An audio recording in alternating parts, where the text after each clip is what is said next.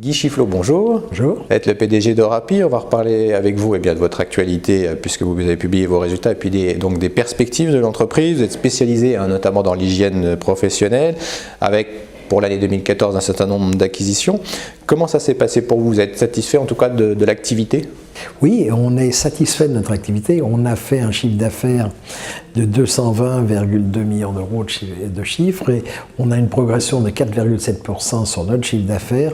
Par contre, notre résultat opérationnel et notre EBITDA ont légèrement baissé dû à des problèmes qui se sont passés, notamment on est venu dans des nouveaux marchés qui sont les marchés de l'hygiène professionnelle en vente directe et là on a un certain nombre de clients qu'on fournissait avec d'autres entreprises en vendant des produits en vente indirecte qui nous ont un petit peu abandonnés, ce qui nous a fait perdre un peu de chiffres. Et puis on a eu deux problèmes.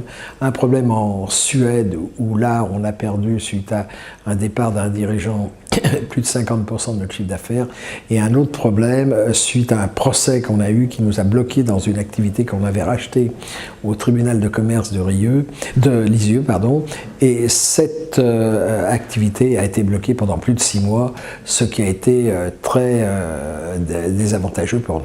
Donc vous pourriez dire une partie d'éléments non récurrents? C'est une partie d'éléments non récurrents qui, si on les retraite, arrangerait notre résultat opérationnel qui est de 6,8 millions cette année. On a estimé qu'on a perdu 3,5 millions, ce qui ferait que notre résultat opérationnel passerait à plus de 10 millions et notre EBITDA à plus de 15 millions parce qu'il est de 12,3 millions cette année. Alors justement, le fait de passer sur cette hygiène professionnelle en vente en direct, donc ça veut dire aujourd'hui pour vous un besoin d'organisation, de concentration, puisqu'il y a eu des acquisitions? Alors tout à fait, nous avions acheté il y a 2 ans la société Argos qui a une organisation de vente en direct. Déjà, c'est là où on commence à perturber le marché du fait que certains distributeurs se trouvent en disant vous êtes nos concurrents donc ne veulent plus s'approvisionner chez nous puisque nous avons des usines, nous produisons le produit.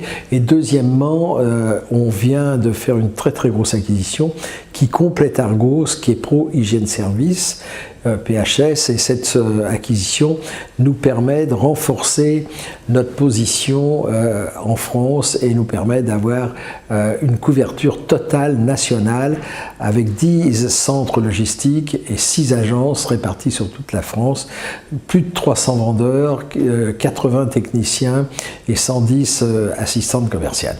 Ce qui fait que nous avons aujourd'hui une couverture parfaite nationale et nous avons un vrai outil de guerre et de développement dans l'hygiène professionnelle. Justement, pour vous, c'était essentiel de basculer sur ce système-là.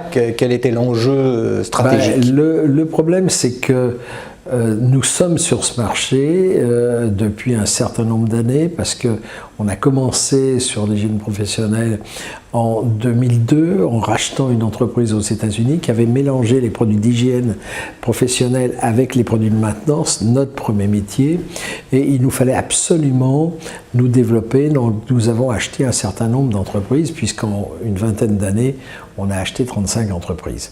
Ce qui fait qu'on voulait rentrer dans l'hygiène pro, qui est un métier assez spécial, qui est des petites formulations, qui est des formulations bien spéciales de produits et qui est un domaine où non seulement on vend le produit, mais on l'applique avec des systèmes de dosage, de distribution. Donc il nous fallait une organisation de vente complète sur le marché français parce qu'il faut qu'on touche le client et il faut qu'on ait ce contact avec nos clients qui sont les services, les administrations, les collectivités, et qui est une clientèle qui est assez stable, et on voulait être le leader dans ce métier et c'est ce que nous sommes devenus. Aujourd'hui, donc, il y a cette organisation nouvelle à mettre en place. Il y a aussi des investissements pour répondre justement à ces nouveaux marchés? Alors bien sûr, nous investissons beaucoup d'argent toutes les années. Nous investissons dans les usines, dans nos usines, nous investissons dans nos systèmes de vente et puis dans nos systèmes informatiques.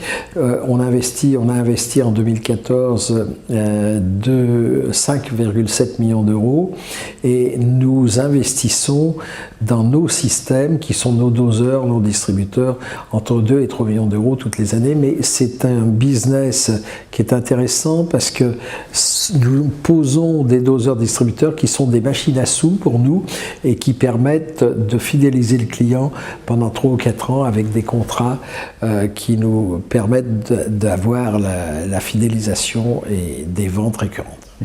Du côté de la situation financière, vous indiquez également, à cette occasion de la publication, une augmentation de le fait que vous alliez faire une augmentation de capital de à peu près 8 millions d'euros. Oui. À quoi servira-t-elle? Alors, si vous voulez, on fait toujours très attention à notre gearing, c'est-à-dire que le gearing fin 2014 du groupe Orapi est de 76%. Je vous appelle, c'est le ratio des dettes sur fonds propres. Ce qu'on vient de faire, c'est une très grosse acquisition début janvier. On veut toujours garder cette même relation dette sur fonds propres en parallèle et notre société de holding a donc rajouté des capitaux pour faire cette acquisition et on a l'intention de garder ce même ratio, c'est-à-dire 75%, et de continuer de la même sorte. Nos dettes et nos fonds propres doivent être dans la même relation. Vous parlez éventuellement de développement à l'international ciblé, ça peut être aussi... Alors ça c'est vital pour le groupe, si vous voulez. Le groupe aujourd'hui fait 80% de son chiffre d'affaires en France, c'est pas la stratégie. Notre stratégie, c'est de nous développer à l'international. Nous voulons doubler notre chiffre d'affaires à l'international, arriver à 100 millions d'euros hors France. Notre objectif sur les 3 à 5 ans, c'est d'arriver à 500 millions avec 100 millions d'euros hors de France. Et le développement aujourd'hui hors de France est plus rapide sur tous les marchés où nous sommes qu'en France. On revient pour terminer sur les perspectives de l'année 2015. Pour vous, comment elle se présente cette année?